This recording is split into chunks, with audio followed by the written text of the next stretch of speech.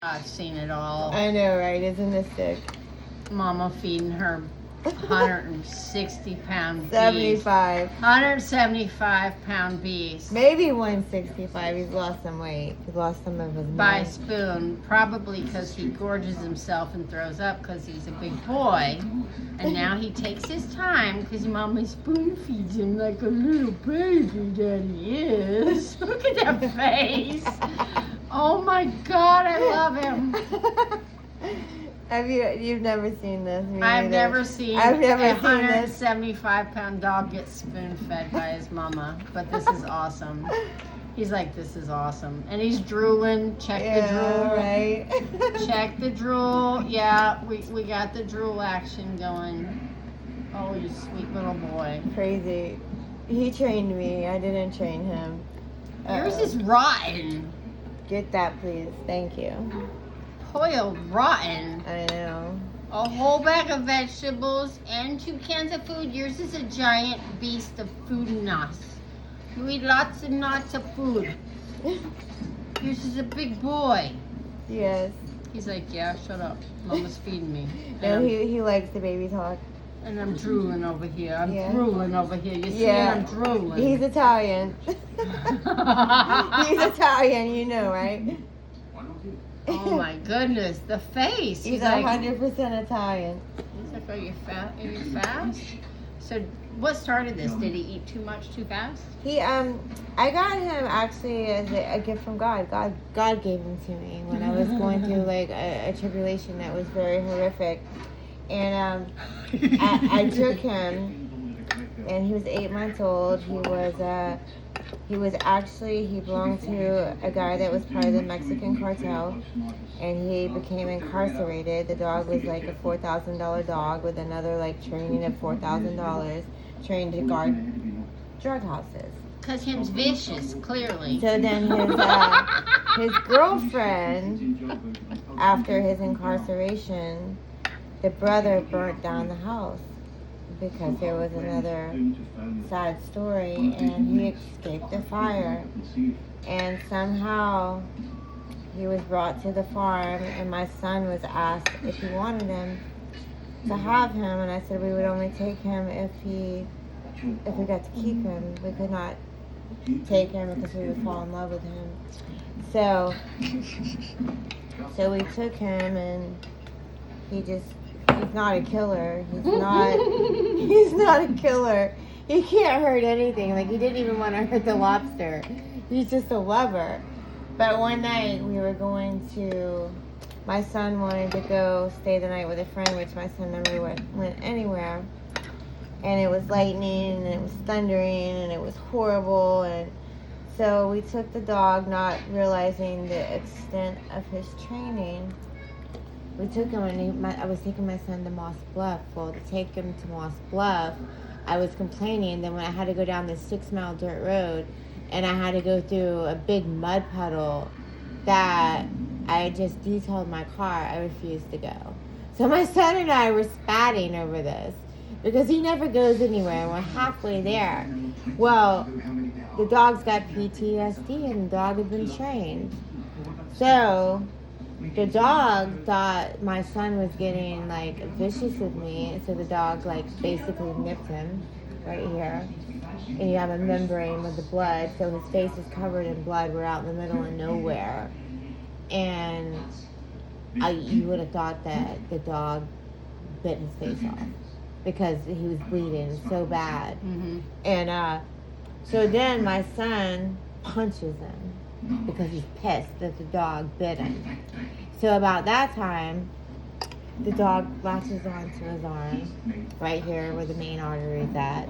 We're out in the middle of nowhere. And so my son's outside the car, and he's like bleeding out. And it was the most horrible experience. So he's bleeding out, and the dog's inside the car, rocking the car back and forth. Had the dog got to him, the dog would have killed him. He wasn't neutered. And so I called the ambulance because my son, like, I was in the middle of nowhere. I can't believe that the ambulance got there, but they came. So then it was our fault because we were foolish enough to be acting like back and forth in front of a dog in a lightning storm that we didn't know anything about. It was our fault. So we go to the emergency room. The dog, he's fine. He's home. He goes to the hospital. The dog comes back home. I drop him off. And then when we get home at 1 o'clock in the morning, and my son, I explained to him, we have to forgive because it wasn't his fault. It was our fault. About that time, my son, he's got a bandage all the way up, like the big bandage that they train the dogs on. So he comes in here. We're right here. And the dog's right there. So my son was pissed, but he forgave him, So he raises his arm like this.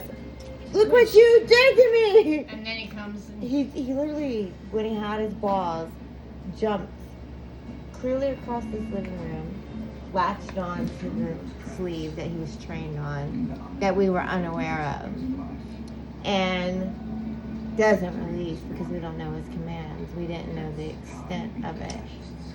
So they come to get your bubby. They come to get him. You bit your bubby for a 10-day quarantine. Aww. Well, anyway, it goes across the board, and they were gonna put him down. They were gonna, he got deemed dangerous. He did get deemed dangerous, and I'm not dangerous. And he, thank God at that time, thank God for the stimulus check that was in COVID, or otherwise I wouldn't have been able to save him. It was like perfect is that? $1,500 to get him out of jail, and you got a check. And I spent it on him because he loved us. It wasn't his fault; it was our fault. I understand. So we saved him, and he got neutered.